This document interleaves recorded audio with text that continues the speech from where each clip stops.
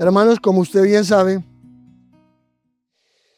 vivimos en un mundo muy retorcido, un mundo donde todo está al revés.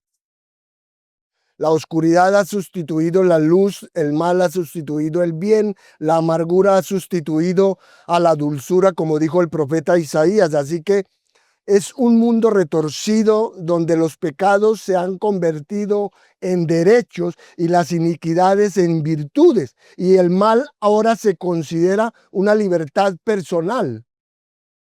De ahí que podríamos hablar mucho sobre la distorsión de nuestra moral en esta cultura. Podríamos hablar de los diversos aspectos de la moral que se han pervertido, se han invertido y distorsionado. También podemos hablar de las consecuencias y tal vez eso lo haremos en otra oportunidad. Sin embargo, hay una inversión entre todas, una perversión, una distorsión, como les digo, que podría sernos útil al considerar el pasaje que tenemos ante nosotros, porque en nuestra cultura y en nuestra época se exalta la ira. ¿Sí lo ha notado? La ira se ha convertido en algo noble, se ha convertido en un derecho. De alguna manera se ha convertido en una virtud, tanto así que se ha justificado. Y me refiero a una ira de naturaleza severa, una ira que lleva a la venganza y que bien puede llevar, obviamente, a la violencia. Por ello, hoy en día todo parece justificarse. Se justifica simplemente porque alguien se ha sentido ofendido y porque algún comportamiento es ofensivo, así la ira se ha legitimado. De hecho, el odio, una forma despiadada de hostilidad y represalia, se expresa constantemente. Y estas son realmente expresiones de la condición miserable del corazón humano. Así que no se equivoquen. No obstante, esta sociedad puede considerar la ira como virtuosa, como una especie de libertad de derechos personales, como ya les dije. Pero la verdad es que la ira es una reacción caída. Es una reacción corrupta del orgullo de nuestra naturaleza pecaminosa, que demuestra cuán diferentes somos los seres humanos de Dios. De hecho, las personas en nuestra cultura, en nuestro tiempo, carecen de compasión por quienes los han ofendido. Así el perdón es difícil, ¿cierto? Si es que llega al perdón. Por tanto, cuando las personas han sido ofendidas, demuestran poca gracia, poca misericordia y poca paciencia. Son todo lo que usted puede imaginar, pero no son lentos para enfadarse o ser pacientes. Y eso es exactamente lo opuesto a Dios. Porque Dios es compasivo, es perdonador, es clemente, es misericordioso, es lento para la ira y asombrosamente paciente. Lo es a pesar de que es Dios quien se ofende con cada pecado nuestro. Lo es a pesar de que es Dios quien se ofende con todos, todo el tiempo. Pues si no sabía, Dios se ofende de una manera incalculable e inconcebible. Dios, quien es absolutamente santo, se ofende con cada violación de su palabra, con cada violación de su ley, de su naturaleza y su nombre. De manera que eso es lo que hace que su paciencia sea tan asombrosa. Mire, Dios le dijo al hombre en el jardín del Edén, el día que comas de su fruto, ¿qué? Morirás. Y Adán y Eva comieron, ¿cierto? Sin embargo, Adán vivió 930 años. Entonces, creo que esta es una paciencia asombrosa con los pecadores. Dios dijo, voy a destruir al mundo con un diluvio. Pero antes de que llegara la destrucción, Dios durante 120 años les advirtió y los llamó al arrepentimiento. Incluso el salmista en sus momentos más críticos, más álgidos de adoración reflexiva, cuestiona por qué Dios no actúa contra quienes lo ofenden y lo blasfeman. Y claro, conocemos los salmos imprecatorios, los salmos que invocan a Dios para que juzgue a los malvados, para que los castigue, incluso para que los destruya. Por eso el salmista, que siempre desea enaltecer la gloria, el honor y el nombre de Dios, se pregunta al clamar en su adoración: ¿cómo es que Dios permite que los malvados prosperen? ¿Cómo es que Dios permite que su nombre sea deshonrado? ¿Cómo es que Dios permite eso? Así que el salmista ora por la venganza de Dios sobre sus enemigos. Por eso el salmista, al observar la terrible situación de su propio pueblo y los enemigos que lo acechaban desde el exterior, dice: ¿hasta cuándo, Señor? ¿Hasta cuándo? ¿Cómo puede Dios ser tan paciente? Y si vamos al libro de Apocalipsis, a un tiempo futuro, ¿cierto?, llamado la gran tribulación, cuando Dios comienza a ejecutar el juicio en el mundo, allí encontramos a algunos mártires que claman a Dios diciendo: ¿hasta cuándo? ¿Hasta cuándo? Y claro, esto es porque siempre parece que Dios retrasa el juicio. Y por supuesto, Pablo dice en Romanos 2 que la tolerancia y la paciencia de Dios tienen como objetivo guiarnos al arrepentimiento. Por supuesto, el Salmo 78, 38 dice esto: es decir, Él, refiriéndose a Dios, Él, siendo compasivo, perdonó su iniquidad y no los destruyó. Y eso fue cierto para el mundo durante milenios antes del diluvio. Y fue cierto también para Israel durante siglos antes del cautiverio babilónico.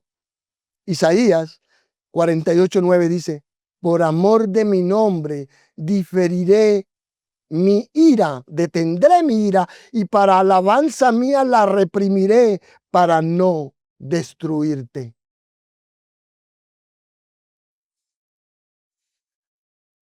Ahora, ¿qué quiere decir Dios con eso? Bueno, está diciendo: quiero manifestar mi gracia, quiero manifestar mi misericordia, mi paciencia, pero eso no dura para siempre. Pues finalmente Dios se queda sin paciencia. Y ahí es donde estamos en Juan 12, porque la apostasía, la desobediencia, la idolatría, la falta de respeto a Dios, el deshonrar y blasfemar su nombre, era una forma de vida para Israel, y finalmente llegó a su fin. En segundo libro de Crónicas 36:16 leemos esto: mas ellos hacían escarnio de los mensajeros de Dios y menospreciaban sus palabras, burlándose de sus profetas, hasta que subió la ira de Jehová contra su pueblo y no hubo ya remedio. Ahí es donde Israel estaba al borde del cautiverio babilónico, pues Dios tiene un límite para su paciencia. Y el final llegó en las hordas babilónicas que vinieron y masacraron a decenas de miles de judíos. Los que no murieron fueron llevados al cautiverio, y los que murieron, obviamente, fueron enviados a una destrucción eterna. Por tanto, el texto que tenemos ante nosotros en Juan 12 es como el de Crónicas. Es la advertencia final, porque Dios se le ha acabado el tiempo, se le ha acabado la paciencia. Este es el día en que se apagó la luz, como dijo alguien, porque como vimos la última vez, esa fue la exhortación final que nuestro Señor dio a Israel. Y es en ese contexto que el versículo 35 abre la sección para esta mañana. Así que vamos a leer el Evangelio de Juan, capítulo 12, desde el verso 35 hasta el versículo 50, donde dice: entonces Jesús les dijo: aún por un poco está la luz entre vosotros. Andad entre tanto que tenéis luz, para que no os sorprendan las tinieblas, porque el que anda en tinieblas no sabe a dónde va. Entre tanto que tenéis la luz, creed en la luz, para que seáis hijos de luz. Estas cosas habló Jesús y se fue y se ocultó de ellos. Pero a pesar de que había hecho tantas señales delante de ellos, no creían en él. para que se cumpliese la palabra del profeta Isaías, que dijo: Señor, ¿quién ha creído a nuestro anuncio? ¿Y a quién se ha revelado el brazo del Señor? Por esto no podían creer, porque también dijo Isaías: cegó los ojos de ellos y endureció su corazón, para que no vean con los ojos y entiendan con el corazón y se conviertan y yo los sane. Isaías dijo esto cuando vio su gloria y habló acerca de él. Con todo eso, aún de los gobernantes, muchos creyeron en él, pero a causa de los fariseos no lo confesaban, para no ser expulsados de la sinagoga, porque amaban más la gloria de los hombres que la gloria de Dios. Jesús clamó y dijo: el que cree en mí, no cree en mí, sino en el que me envió. Y el que me ve, ve al que me envió. Yo, la luz, he venido al mundo para que todo aquel que cree en mí no permanezca en tinieblas. Al que oye mis palabras y no las guarda, yo no le juzgo, porque no he venido a juzgar al mundo, sino a salvar al mundo. El que me rechaza y no recibe mis palabras, tiene quien le juzgue. La palabra que he hablado, ella le juzgará en el día postrero, porque yo no he hablado por mi propia cuenta. El Padre que me envió, él me dio mandamiento de lo que he de decir y de lo que he de hablar. Y sé que su mandamiento es vida eterna. Así pues, lo que yo hablo, lo hablo como el Padre me lo ha dicho. Ahora entenderá por qué nuestro mensaje se titula Dios tarda, pero juzga. Pues aquí es donde usted ve con claridad que la mayoría de la gente no cree en Jesús, y de donde podemos extraer tres señales de cuando la paciencia de Dios se acaba. Cuando la paciencia de Dios se acaba. Porque una verdad que la Biblia nos enseña es que la paciencia de Dios tiene como objetivo, como propósito, guiarnos al arrepentimiento. Y por eso tiene un límite. Aquí el templo está repleto de gente que celebra la Pascua. Jesús llegó el lunes y fue aclamado como el Mesías. El martes atacó el templo. El miércoles y el jueves impartió enseñanzas e instrucciones, y en algún momento antes de su juicio simulado y su crucifixión, nuestro Señor ofrece esta invitación final. De manera que cuando dice que falta poco, lo dice en serio, pues la luz estaba a punto de apagarse, y así fue. Jesús nunca más apareció en público para instruir o para enseñar, nunca más. La siguiente vez que apareció en público fue cuando fue llevado ante Pilato, ante Herodes, ante el Sanedrín, y él volvió a aparecer públicamente cuando fue crucificado. Después de su resurrección, se apareció solo a los creyentes. Así que este fue realmente el día en que la luz se apagó. Y como vimos la última vez, esto es ¿qué? Un juicio. Es un juicio de Dios, pues Dios aquí baja el velo y el sol de justicia se pone para la nación de Israel. Ahora bien, cabe reiterar que a lo largo de las Escrituras, Dios se declara y demuestra ser compasivo, clemente, misericordioso, tardo para la ira y extremadamente paciente con los pecadores. Él es paciente, no queriendo que ninguno perezca, dice la Escritura. Su paciencia, dice la Biblia, es salvación. Y como ya mencionamos algo de esto, de nuevo digo que quizás la mayor ilustración de esto sea el juicio más grande que el mundo haya conocido hasta ahora, y que fue el diluvio universal en Génesis 6, en donde se ahogó toda la raza humana excepto 8 personas. Y este juicio vino porque Dios solo veía corrupción en el mundo. Dios vio que la humanidad había descendido al nivel más bajo posible y Dios declaró: no siempre contenderé con el hombre, y anunció un juicio. Pero antes de que Dios lo ejecutara, Él durante 120 años ordenó a un predicador llamado Noé, un predicador de justicia, que advirtiera al mundo del juicio venidero. Entonces, durante 120 años Noé predicó el arrepentimiento. Noé predicó el abandono del pecado y la confianza solamente en el Dios vivo y verdadero. Pero nadie le prestó atención. Así que llegó el diluvio y el mundo se ahogó, excepto por la familia de Noé, ¿verdad? Como entiende, Dios fue muy paciente.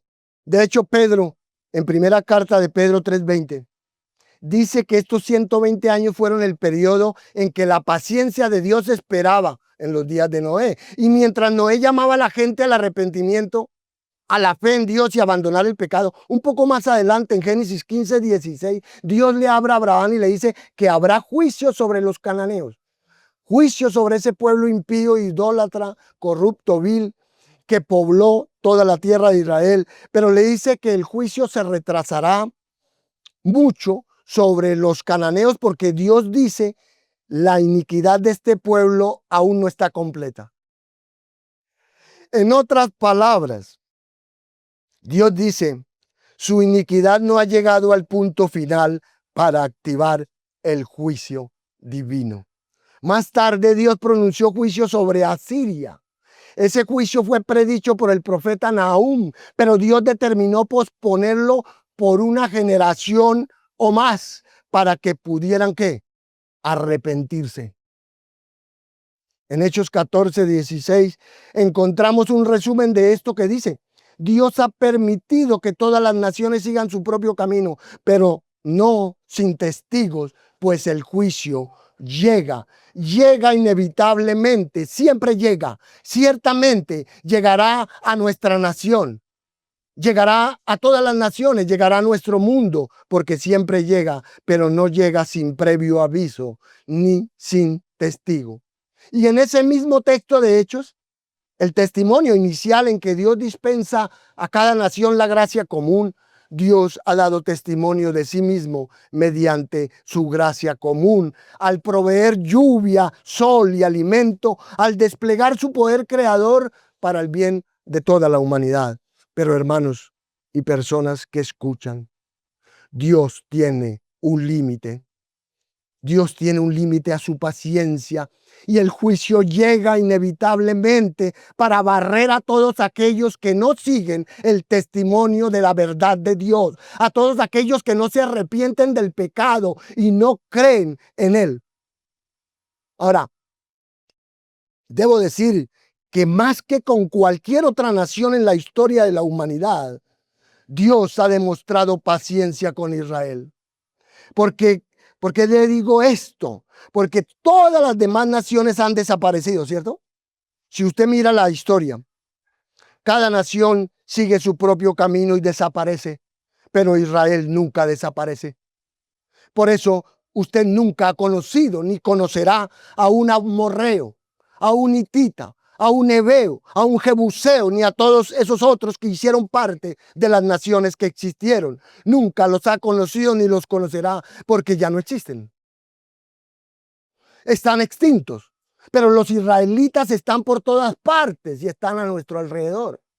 Están todavía porque la paciencia de Dios con Israel es única.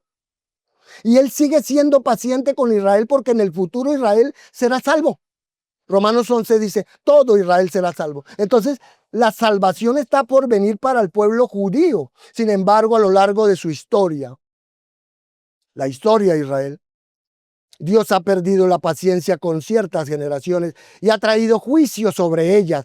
Todos sabemos eso históricamente, conocemos los terribles juicios que vinieron sobre Israel incluso en la época de los jueces. Conocemos los terribles juicios que vinieron a manos de sus enemigos y en la época de los reyes.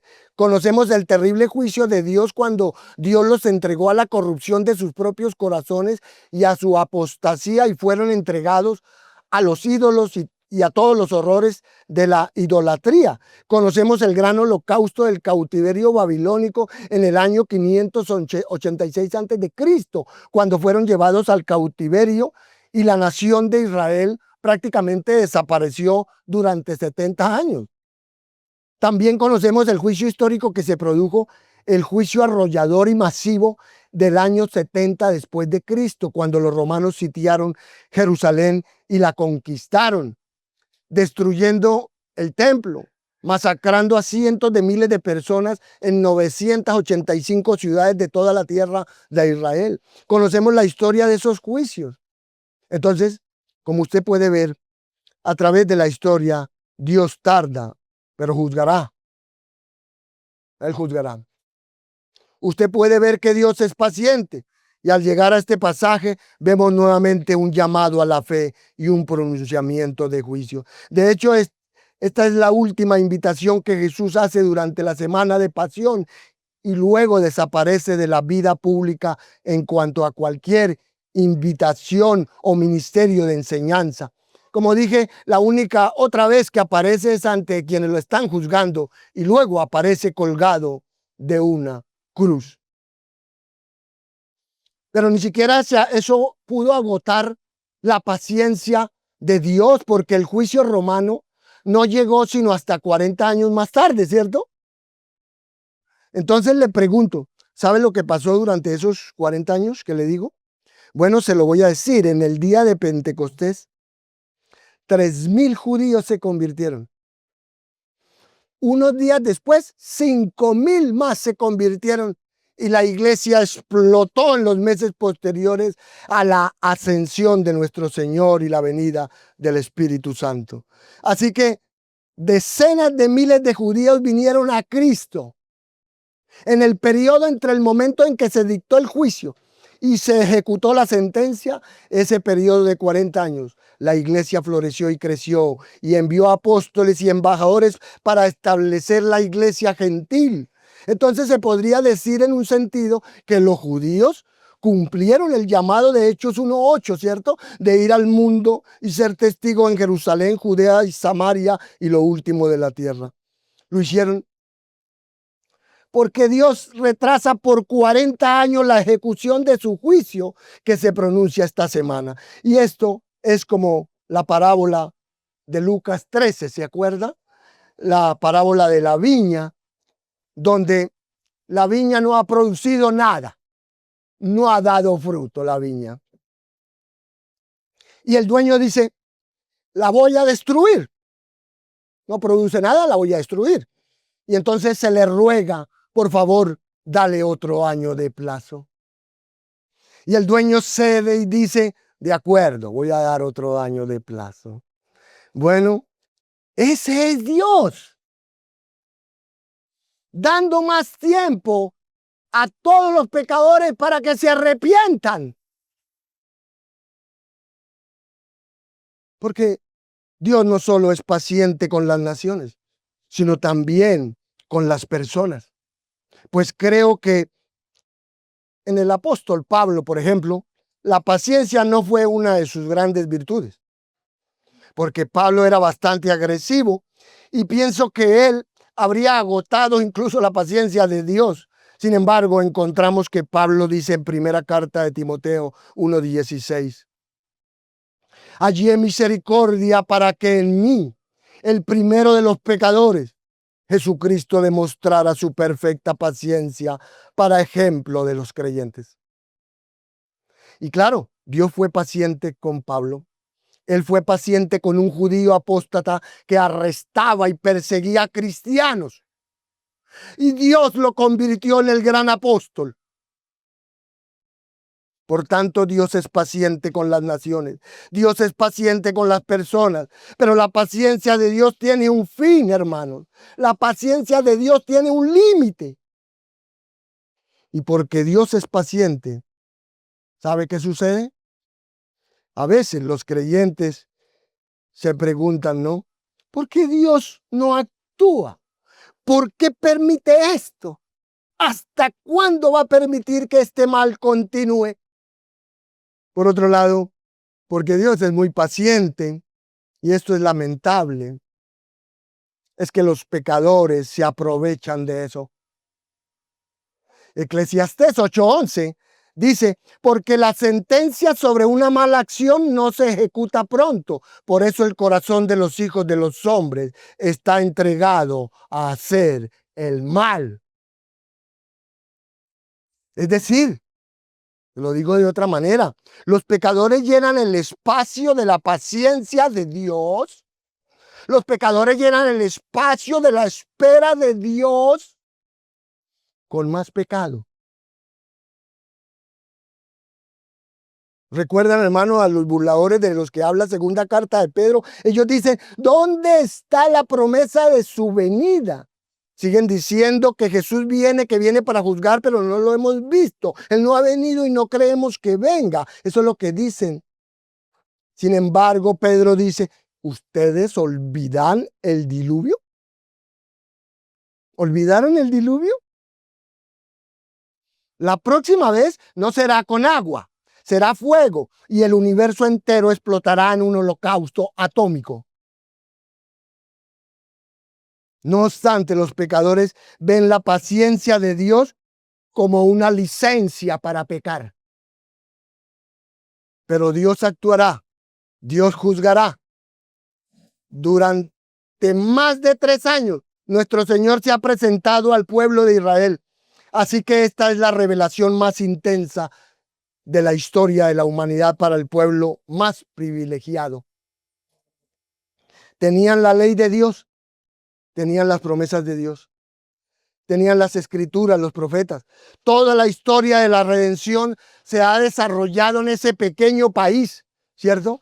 Tenían todo lo necesario y luego tenían al Mesías, quien es el cumplimiento de todo eso. Tuvieron 3 años de exposición diaria a lo largo y ancho de ese territorio, en donde él confirmó su afirmación de ser el Hijo de Dios, haciendo milagros y pronunciando palabras como nadie jamás había oído. Y la gente llegó a pensar que tal vez sería el Mesías.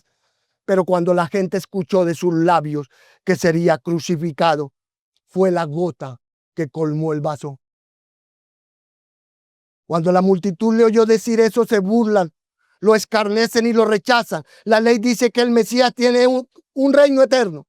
Pero hermanos, el Antiguo Testamento también dice que moriría, que sería cortado, que sería herido por nuestra transgresión. Pero ellos no pudieron aceptarlo. Así que se volvieron contra él. Entonces, cuando la paciencia de Dios acaba, lo que aquí y en otras partes de la Biblia vemos es que siempre hay, en primer lugar, un llamado final a creer. Siempre hay un llamado final a creer. Ese es el primer punto del texto. Aquí hay un llamado a los incrédulos y también a los falsos creyentes, por supuesto. Y ese llamado es el último. Ellos han tenido generaciones y generaciones, han tenido cientos y cientos de años desde que fueron rescatados de su cautiverio y traídos de vuelta a su tierra para reconstruirla y para demostrar su amor y su obediencia a Dios. Pero ellos no han sido obedientes. Aunque no han vuelto a ser idólatras en esta parte, han continuado matando a los profetas, han continuado hasta llegar a matar al Mesías, el Hijo de Dios. Sin embargo, hay un llamado final a creer. Y es un llamado final porque el pueblo ha dado su veredicto. Si recuerdan, Jesús había anunciado que moriría para dar fruto espiritual. Él dijo que había venido para morir y que su muerte sería por crucifixión. De manera que todos lo comprendieron. Toda la multitud lo entendió. Pero luego dieron su veredicto y todos pasaron de verlo como el Mesías a verlo como un impostor. Y en cuestión de horas gritaron, ¿qué? Crucifícalo, crucifícalo. Por tanto, el día de gracia había llegado a su fin. Pero nuevamente el Señor muestra la misericordia, la gracia, la compasión, la longanimidad, la paciencia y la bondad del Salvador. Él había predicado entre ellos durante 3 años. Todo lo que hizo fue público. Ahora solo quedan unas pocas horas. De hecho, él dice, aún por un poco de tiempo estoy aquí. Y él lo había dicho antes, ¿cierto? Él dijo que estaría todavía un poco de tiempo allá en el capítulo 7, verso 43. Pero ese poco tiempo significó que fueron meses allá. Aquí realmente es poco tiempo, son horas. Y él lo dice de nuevo cuando se reúne con sus discípulos el jueves por la noche. Lo dice en el capítulo 13, lo dice en el 14, en el 16. Y sus palabras todas siempre tienen lugar en ese aposento alto con los discípulos. Pero para la multitud es muy breve. Entonces el día de salvación para esa generación de judíos llegó a su fin, lo que es una reminiscencia de la advertencia del profeta a la nación de Israel al borde del cautiverio, quien dijo: den gloria al Señor su Dios antes de que Él traiga oscuridad y antes de que sus pies tropiecen en montañas oscuras, y mientras esperan la luz, Él la convierta en profunda oscuridad y la convierta en tinieblas. El profeta Isaías llamó al arrepentimiento, hermano. El profeta Jeremías llamó al arrepentimiento y a la fe al borde del juicio antes de que cayera la oscuridad. Y esa es la misma imagen aquí. Por un poco más de tiempo la luz está entre ustedes. Solo son horas ahora. Caminen mientras tienen la luz para que la oscuridad no los sorprenda. El que camina en la oscuridad no sabe a dónde ir. Y esa sí que es una metáfora, ¿verdad? Sin luz eléctrica, todo lo que usted tiene es que una vela de pronto. Y cuando llega la oscuridad, realmente es oscuridad. En esa época era absoluta oscuridad. Y si usted estuviera de viaje a un lugar, usted no querría estar caminando cuando se pusiera el sol, porque no podría encontrar un camino. Bueno, esa metáfora representa el juicio venidero cuando el sol se pone, cuando el Hijo de Justicia se oculta y todo es oscuridad, oscuridad espiritual. Entonces el Señor dice, mientras tengan la luz, crean. Pues la palabra andar equivale a creer allí. Crean en la luz para que sean hijos de la luz. Por tanto, este es un llamado final a creer. En otras palabras, Jesús les dice, hagan el viaje de la fe. Crean. Porque una vez que la luz del mundo ya no esté presente, el mundo incrédulo estará oscuro y ustedes estarán como un viajero completamente perdido en una noche sin luna que vaga hacia su propio peligro y su destrucción. De ahí que en el capítulo 8, versículo 21, Jesús dijo: yo me voy y me buscarán y morirán en su pecado. A donde yo voy, ustedes no pueden venir si no creen. Él dijo en ese mismo capítulo, versículo 12, yo soy la luz del mundo. El que me sigue no andará en tinieblas. Así que usted debe venir a Cristo, venir a la luz y convertirse en un hijo de luz. Sin embargo, le digo algo. Usted no tiene mucho tiempo. No tiene mucho tiempo.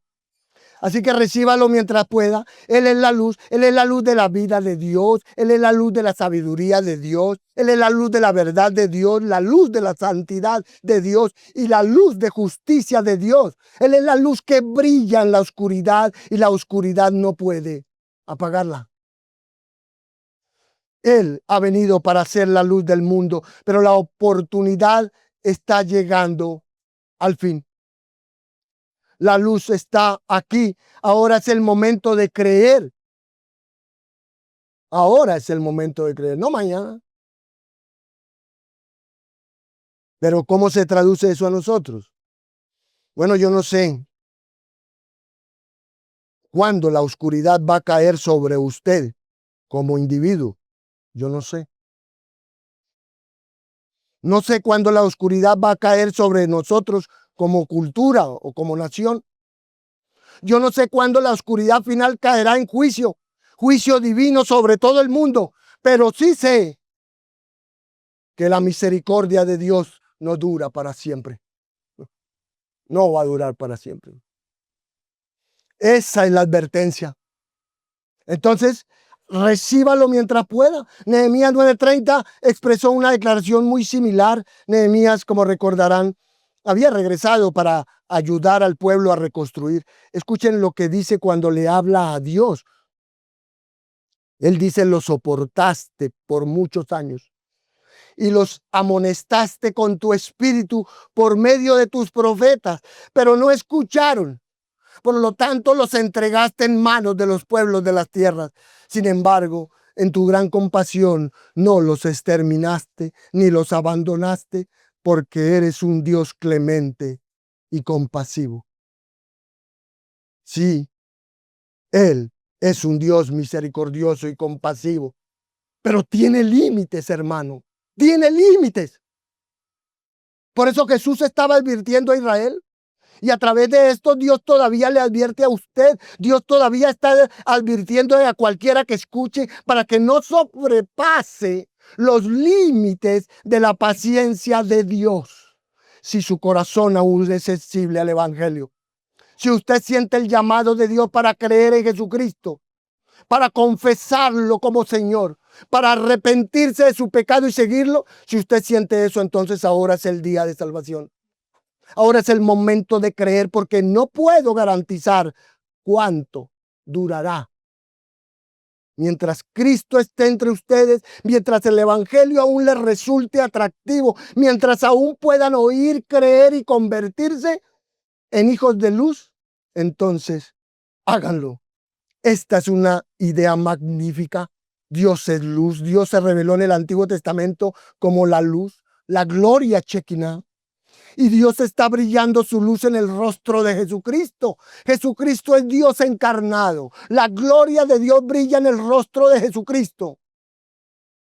Por tanto, cualquiera que viene a Cristo tiene la misma luz de Dios a través de Cristo brillando en él. De modo que somos luces en el mundo, dice el apóstol Pablo. Jesús dijo, ustedes son la luz del mundo. En Cristo nos convertimos en hijos de la luz. Nos convertimos en santos en la luz. Y esto simplemente significa que poseemos la vida de Dios. Dios es vida y Cristo es la vida de Dios. Nuestra salvación nos trae esa misma vida divina y también brillamos como luces en el mundo. Así que la invitación es un llamado final a creer, a caminar mientras aún tenemos la luz y podemos ver la verdad, a creer en el Señor Jesucristo mientras podamos, porque esto es solo por un poco de tiempo. ¿Qué tan corto fue el tiempo para ellos, según el pasaje? Bueno, Jesús habló estas cosas, se fue y se ocultó, de hecho, dice el relato. Se fue y se ocultó y no volvió a aparecer en público más nunca. Fue poco tiempo. Así de corto fue y se acabó. Mire, ¿lo quiere ver? Comprobar. Lucas 21:38 nos dice que después de esto, al otro día por la mañana, la gente se reunió en el templo esperándolo, pero él no estaba allí. No estaba ahí. Jesús había venido a los suyos y los suyos no lo recibieron. Entonces la oscuridad no era solo una nube que cubría el sol, era que el sol se había puesto y la oscuridad era completa. Así que sus palabras se cumplieron. Él dijo, me buscaréis y no me hallaréis, y a donde yo voy vosotros no podéis venir. Y su ocultamiento físico está representando el juicio. Ese fue un acto dramático que retrató el juicio. Así que el veredicto es para Israel. Ellos vieron todas las pruebas, escucharon todas las enseñanzas, vieron los milagros, todos fueron hechos abiertamente, ¿cierto? Todos fueron hechos públicamente, pero se acabó por completo. En Juan 15:24 nuestro Señor dijo, lo dijo el jueves por la noche a sus discípulos allá en el aposento alto. Si no hubiera hecho entre ellos las obras que ningún otro ha hecho, no habrían pecado. Pero ahora han visto y me han odiado a mí y también a mi Padre. Así que ese fue su llamado final a creer y luego desaparece. Qué día tan triste tuvo que ser este, ¿verdad? Muy triste. Triste fue el día en que se apagó la luz, el día en que se puso el sol. Su ministerio público ha terminado, pero esto plantea una pregunta seria. ¿Significa esto que de alguna manera el plan de Dios fracasó? ¿Es esto un colapso de todo el propósito redentor de Dios? ¿Acaso las mejores intenciones de Dios, de Cristo y los seguidores de Jesús se redujeron a cenizas? Bueno, esto nos lleva a ver cuando la paciencia de Dios acaba, también hay siempre una advertencia contra la incredulidad. Amados, ya vimos que cuando la paciencia de Dios se acaba, Él siempre tiene para nosotros un llamado final a creer. Como también vemos ahora que Él continúa advirtiendo contra la incredulidad. A veces los escépticos argumentan, miren lo que dicen los escépticos, que el rechazo de Israel a Jesucristo arroja dudas sobre sus afirmaciones. Les parece increíble que la mayoría del pueblo judío, especialmente los líderes religiosos, los expertos en el texto del Antiguo Testamento, pudieran haber pasado por alto las implicaciones obvias de sus milagros. Sin embargo, tal falta de perspectiva ignora el poder del pecado y de Satanás para cegar a las personas a la verdad. Así como lo recuerda Juan a sus lectores, a pesar de que Jesús había hecho tantas señales delante de los judíos, no creían en él. Pero los milagros de Jesús eran inequívocamente legítimos y no dejan excusas para la incredulidad de Israel, porque el pueblo había endurecido su corazón contra la verdad. Entonces, lejos de cuestionar la veracidad de la evidencia, tal incredulidad revela cuán profunda es su depravación. De ahí que es significativo que, aun cuando los oponentes del Señor Jesús atribuían sus milagros al poder satánico, a diferencia de estos escépticos modernos, nunca negaron que sucedieran. Alguien dirá, bueno, eso es solo la palabra de Juan, pastor, pero no es así. No, señores, no es solo Juan, no es solo la palabra de Juan. Porque si regresa al capítulo 11, verso 47, allí la Corte Suprema de Israel, el tribunal más alto de la tierra, el Sanedrín, reunidos los principales sacerdotes y los fariseos, dicen, ¿qué estamos haciendo? Porque este hombre está haciendo muchas señales. ¿Cómo entenderá? Ninguno de ellos, ni nadie, nunca negó los milagros de Jesús. Entonces sus enemigos nunca negaron uno de sus milagros, ni siquiera intentaron negarlo. De manera que la evidencia que fue tan masiva, el testimonio fue tan grande, que no solo fue confesado por Juan, sino por la Corte Suprema de Israel. Nadie jamás negó nada de lo que Jesús hizo. No lo podían hacer porque todos fueron milagros abiertos y públicos para que los vieran. Es más, muchos de ellos fueron hechos en el lugar más público de todos. Fueron hechos dentro y alrededor del templo. Y aún así se negaron a creer. De ahí que el Señor dice en Juan 15:24 que estas personas no tendrían el nivel de pecado que tienen si no hubieran visto lo que vieron y oído lo que oyeron. Cuidado con lo que usted está viendo y oyendo.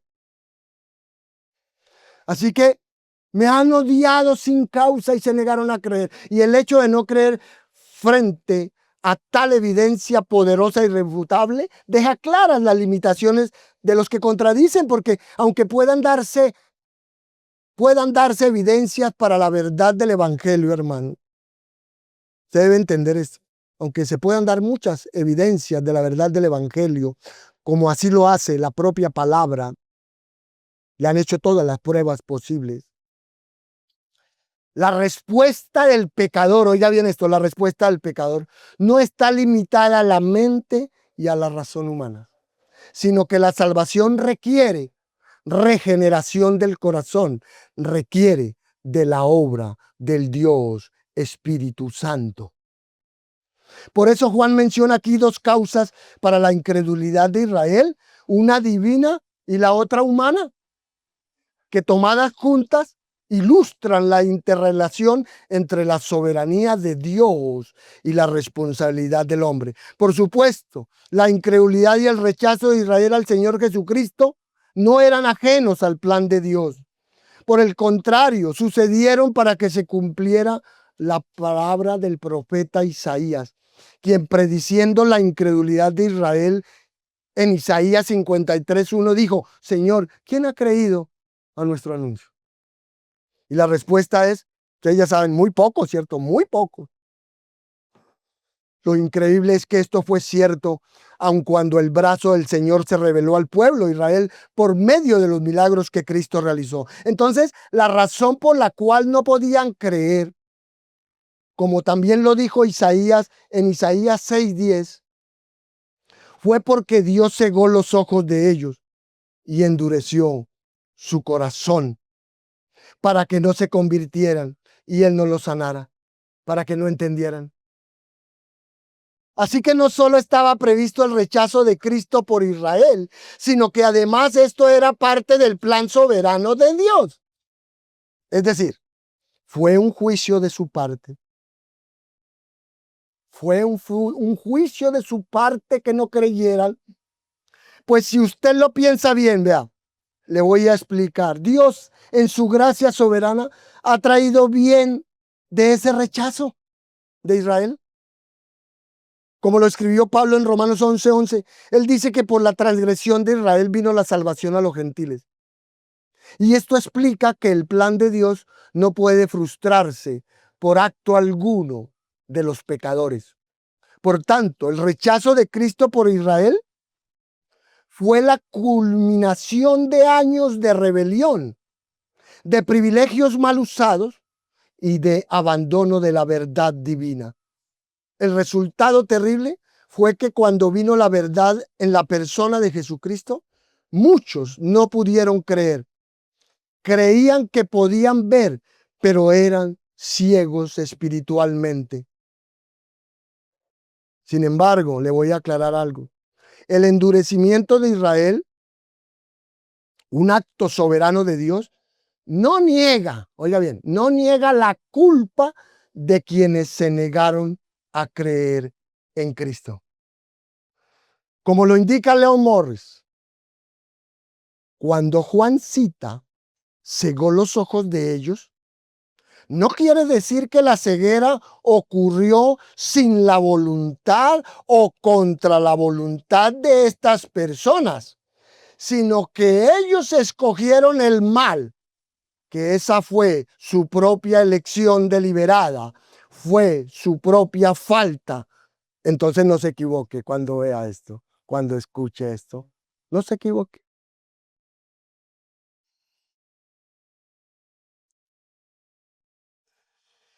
Donald Arthur Carson añade algo al respecto. El endurecimiento de los corazones en juicio divino no se presenta como la manipulación caprichosa de un potentado arbitrario que maldice seres moralmente neutrales o incluso moralmente puros. No, es la condenación santa de un pueblo culpable condenado a hacer y a hacer lo que han escogido. Muy claro, ¿verdad? De manera que la realidad aleccionadora para todos es que quienes persisten en endurecer su corazón con Dios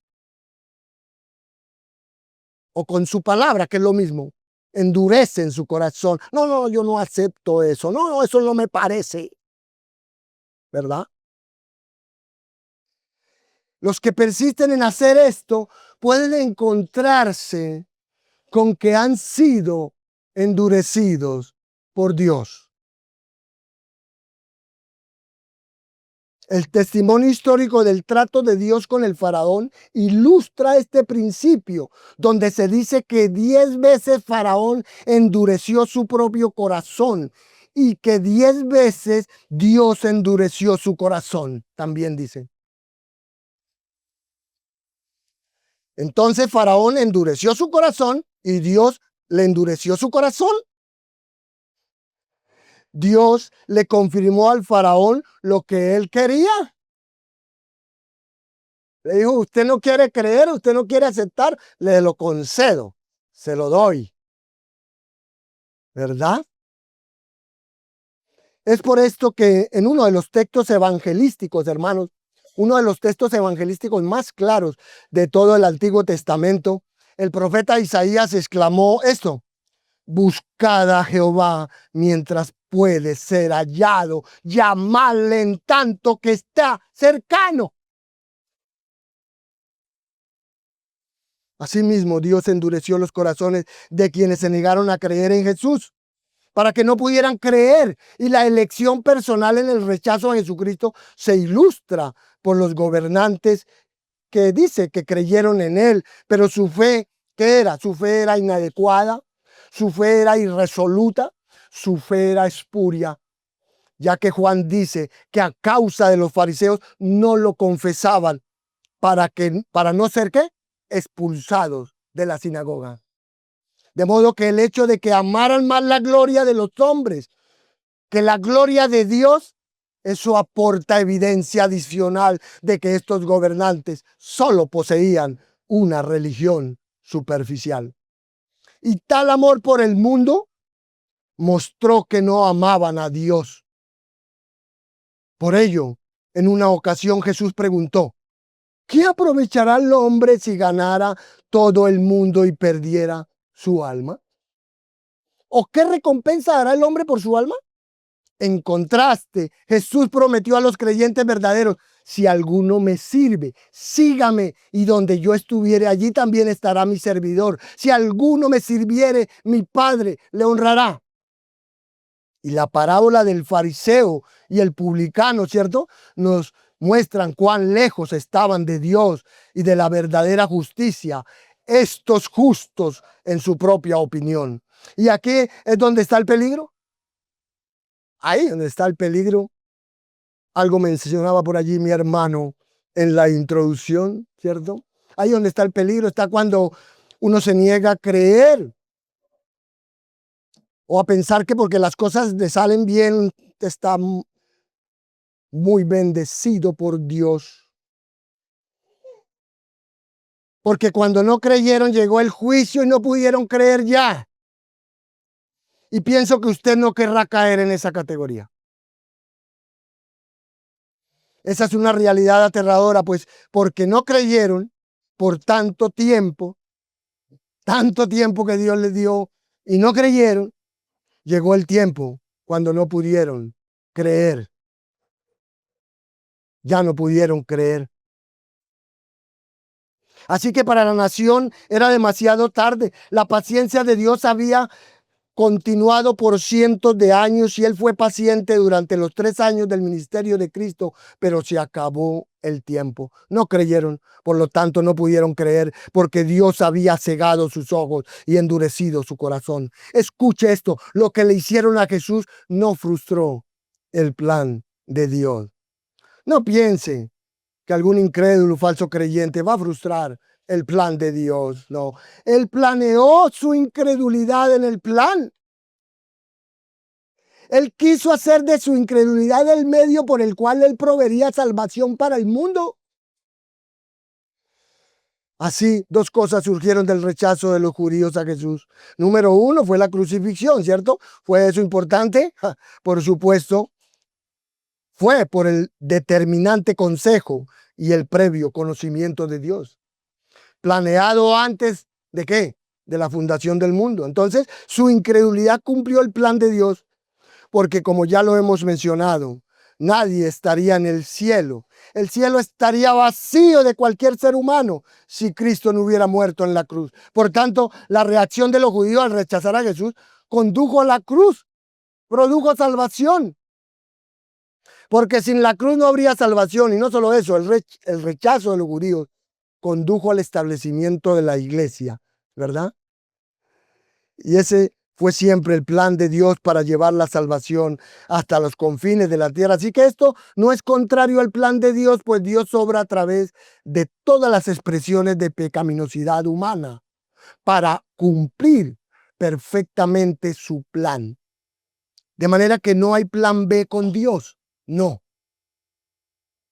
Dios sabía que rechazarían. Ellos eran plenamente capaces de recibir la verdad y tuvieron esa oportunidad, pero eran tan duros de corazón que no lo hicieron porque no querían creer. Por lo tanto, no podían creer. Así tenía que suceder. Originalmente Dios había llamado a Israel a ser una nación misionera, una nación testigo para llevar el mensaje del Dios verdadero al mundo, pero ellos no lo harían mediante la obediencia y la fe. Así que tuvieron que hacerlo. ¿Mediante qué? Mediante el juicio. Dios trajo la salvación al mundo mediante la transgresión de Israel, pero un día traerá de vuelta a Israel. Así que todo está predicho en las Escrituras. La verdad es que Dios es paciente, pero tiene su fin.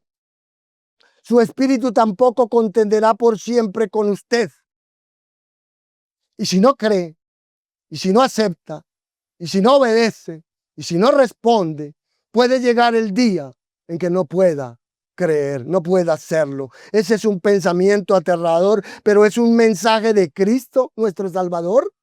Fue un mensaje suyo incluso en Isaías 6, él era el que hablaba allí, como también lo es aquí en Juan, que el juicio cae debido a dos realidades fatales. Una es la incredulidad obstinada de la voluntad humana y dos es el juicio soberano de la voluntad de Dios. Entonces solo es necesario decir que aquí siempre habrá y siempre ha habido personas que creen en algunos hechos concernientes a Cristo, pero su fe es falsa. Santiago diría que es una fe demoníaca. Santiago 2:19 dice que los demonios creen. Los demonios tienen fe. Ellos tienen una teología clara y ortodoxa. Tienen una teología incluso mejor que la nuestra. Porque fueron creados originalmente como ¿qué? Como ángeles santos.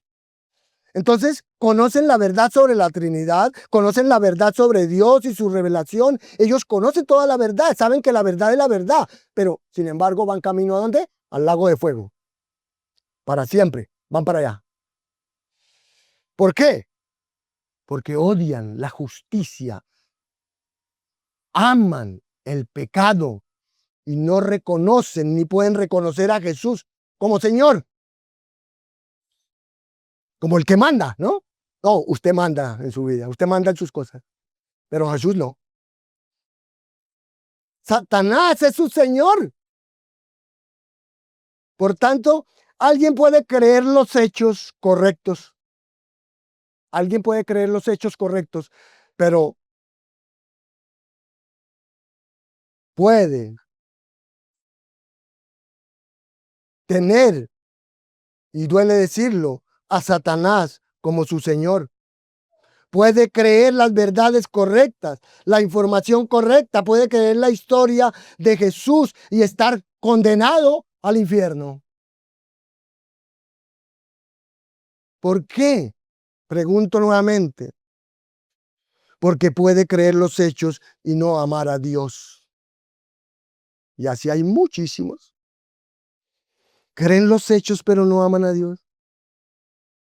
Creen y no aman la aprobación de Dios. Aman la aprobación del mundo, aman la aprobación del hombre, pero no la aprobación de Dios.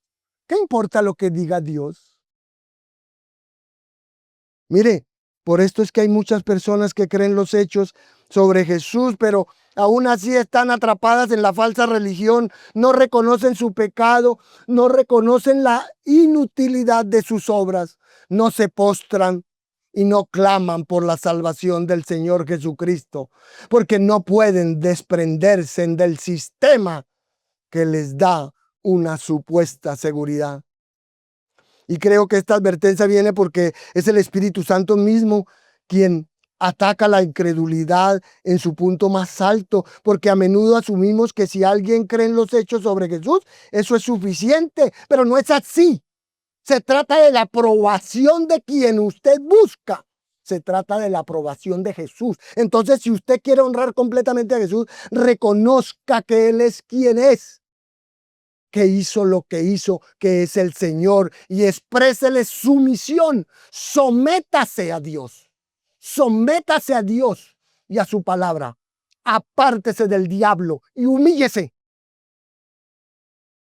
Esto nos lleva al punto final. Finalmente, cuando la paciencia de Dios se acaba, siempre hay un anuncio de juicio por no creer. Entonces, como ve, hay un llamado, siempre hay un llamado final a creer. Siempre hay una advertencia contra la incredulidad. Siempre hay un anuncio de juicio por no creer. Aquí, dado que el Señor ya estaba escondido desde el verso 36, Juan nos da algunas de las palabras de Jesús que dijo antes de esconderse. Juan las retoma y las resume, y las verdades contenidas en ellas enfatizan la importancia del ministerio del Salvador y el error fatal a negarse a creer en él. Por tanto, en esta última parte lo que observamos como señal de cuando la paciencia de Dios se acaba es que siempre hay un anuncio de juicio por no creer. Así que estas verdades revelan varias consecuencias de creer y no creer. Esta sección final expone las consecuencias eternas de la incredulidad y su juicio. En primer lugar, enfatiza la imposibilidad de creer en el Padre si no se cree en Jesucristo. Esta es la primera consecuencia de la incredulidad, es no conocer a Dios. Eso es lo que estamos diciendo. Mucha gente cree que conoce a Dios y dicen, yo soy una persona muy espiritual. Creo en Dios, tengo fuertes sentimientos sobre Dios. Incluso creo en un solo Dios, creo en el Dios de la Biblia, digo. Pero le digo algo, si usted no cree en Jesucristo, si usted no lo confiesa como su Señor, no como su Salvador solamente, sino como su Señor, no reconoce su resurrección, no le entrega todo su corazón, sometiéndose a Él como su Maestro, entonces usted no cree en el que lo envió. Usted no tiene fe en Dios. Jesús lo expresó de esta manera, nadie viene al Padre sino por mí. Y eso es un paquete completo, hermano. Eso es un paquete completo. Usted no puede rechazar al Hijo y honrar al Padre.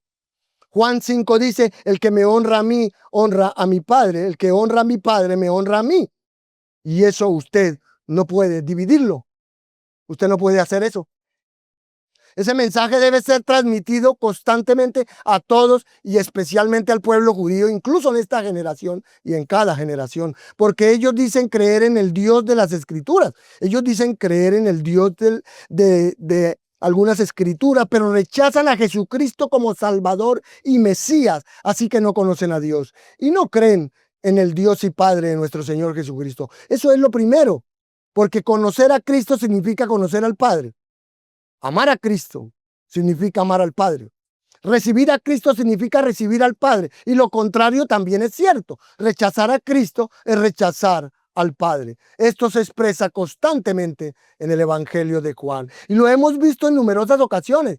Jesús afirmó ser uno con el Padre. Conocer a Cristo, entonces, creer en Cristo significa creer en Dios. Rechazar a Cristo significa que usted no conoce a Dios.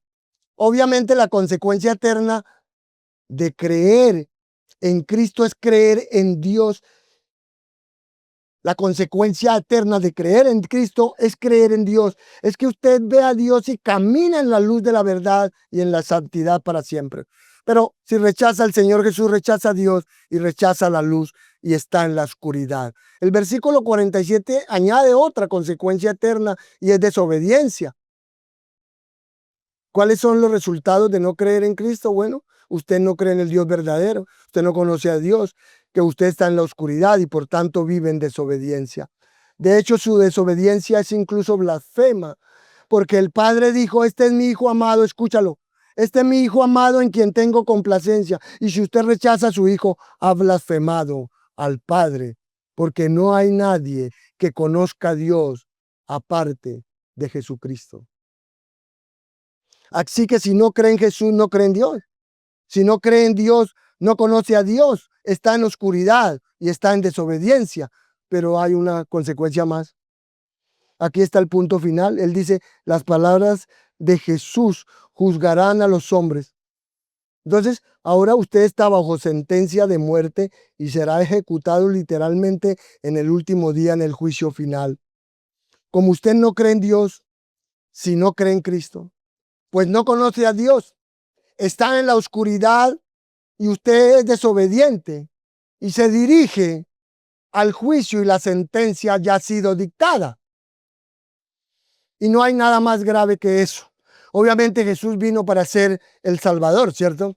Sin embargo, Él vendrá la próxima vez como juez para hacer cumplir que la palabra que ha hablado es la que lo juzgue a usted en el último día. La palabra que Jesús ha hablado lo va a juzgar a usted en el último día.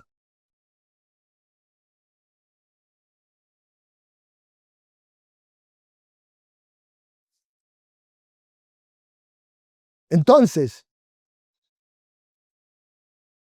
cuando Él venga la próxima vez, cuando Él venga para hacer cumplir esa palabra que Él ha hablado, ¿qué significa eso para nosotros? Bueno, piénselo de esta manera. Si usted viola la ley de Colombia, puede ser. Si usted viola la ley y va a la corte, la ley que ha sido establecida testifica en su contra, ¿cierto? La ley va a decir que así es como usted se comportó. Va a decir que usted es culpable y entonces será sentenciado. Y eso sucederá en el mismo día del gran trono blanco.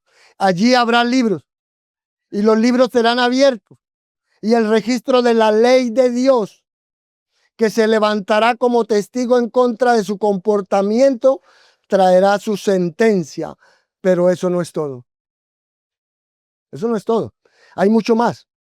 El evangelio será un testigo en su contra, porque usted no solo violó la ley de Dios, sino que violó el evangelio.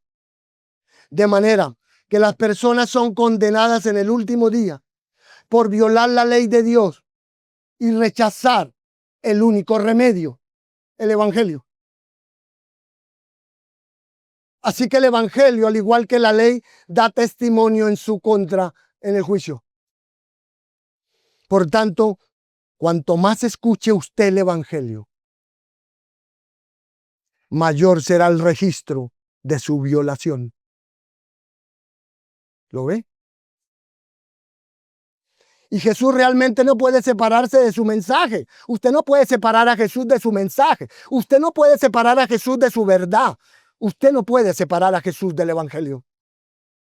Me atrevería a decir entonces que eso no solamente es cierto para Israel.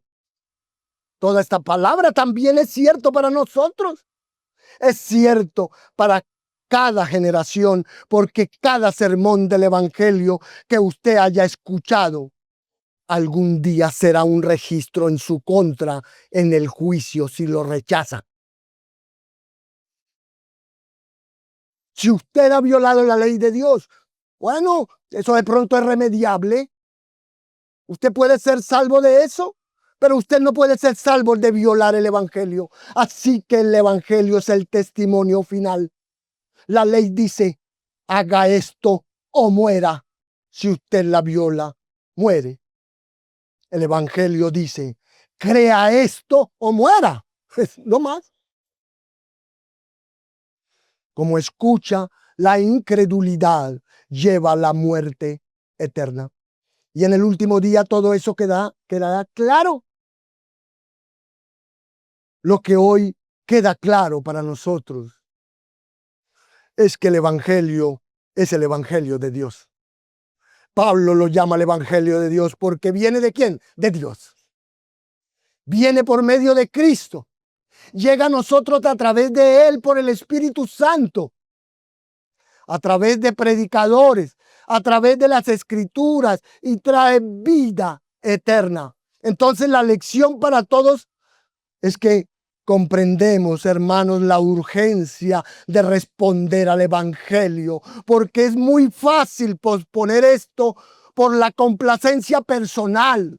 Es muy fácil posponer esto porque amamos la oscuridad en lugar de amar la luz. Y aunque no sé cuándo se acaba la paciencia de Dios para cada persona que está aquí, para cada sociedad y cultura y para cada pueblo, nación, sí sé que en todos los tiempos la paciencia de Dios ha llegado a un límite.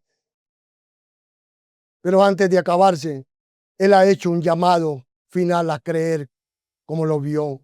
Él ha dado una advertencia contra la incredulidad. Él ha hecho un anuncio de juicio por no creer.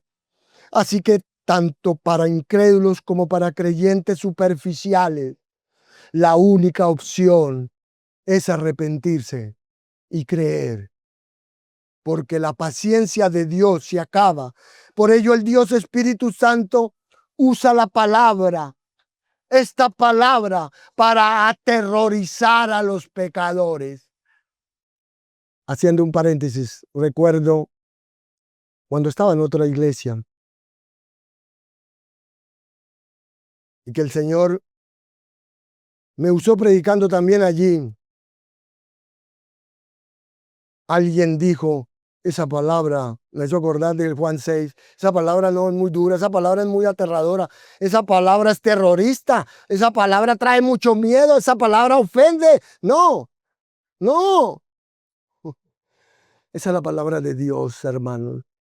Esa es la palabra del Dios Espíritu Santo. El Dios Espíritu Santo usa su palabra para aterrorizar a los pecadores y eso es importante. Es importante porque eso es precisamente lo que necesitan los pecadores. Necesitan ser aterrorizados. Necesitan ser aterrorizados de que podrían ir más allá del llamado de la gracia de Dios, porque algunos están pensando eso, que pueden ir más allá de la gracia de Dios.